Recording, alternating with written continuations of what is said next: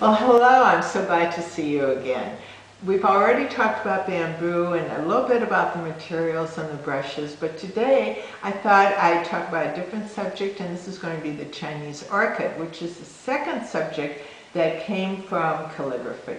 And with this, again, it's an arm movement. When you do the leaves, it's starting out with no pressure, press down, release the pressure, press down again, and then swing around. You want to have that nice arch. And I will tell you, when I first started brush painting, I did 1,000 of these. I thought, oh my, there'll be no end to this. I'll never get past it. But it's really fun. This is a very pleasing stroke to do. And again, now this time I'm going to start a little bit lower, so we don't want them all level. So I'll start a little lower, and it's no pressure, pressing down, release, press down and release. This is called the eye of the phoenix, the space in between.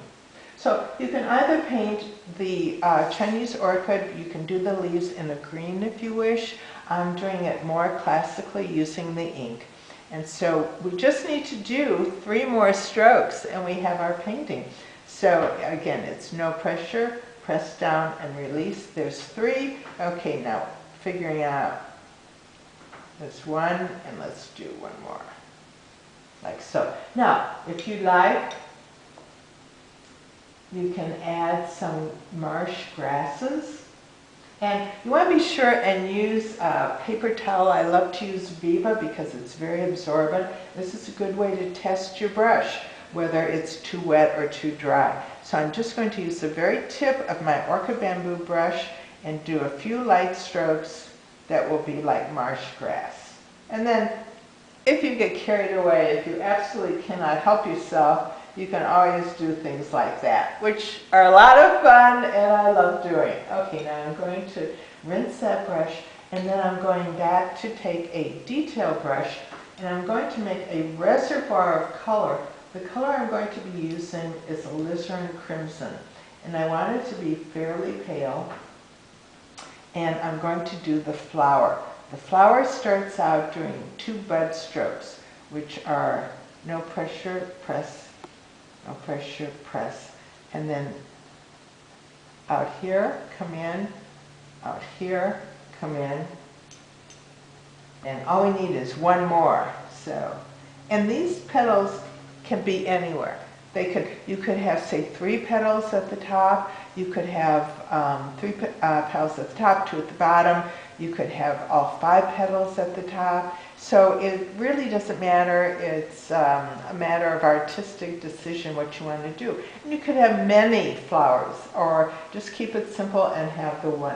And the next thing that I'm going to do is the heart of the orchid. And this will be done in a stronger tone, but using the same alizarin crimson. And again here, this stroke can be done anywhere. You can do those strokes anywhere. And then we're going to do the stem. And you don't want the stem to come straight down, and the stem does not have to travel all the way down. It can be hidden behind one of the leaves.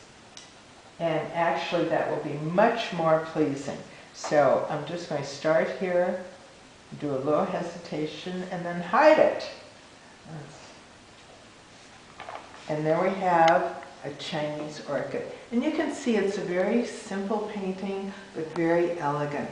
And if you have mood seals, this would be a nice place in this corner to put 2 mood seals, maybe a long one and a smaller one, and then your signature seal, which would be on every single painting that you do.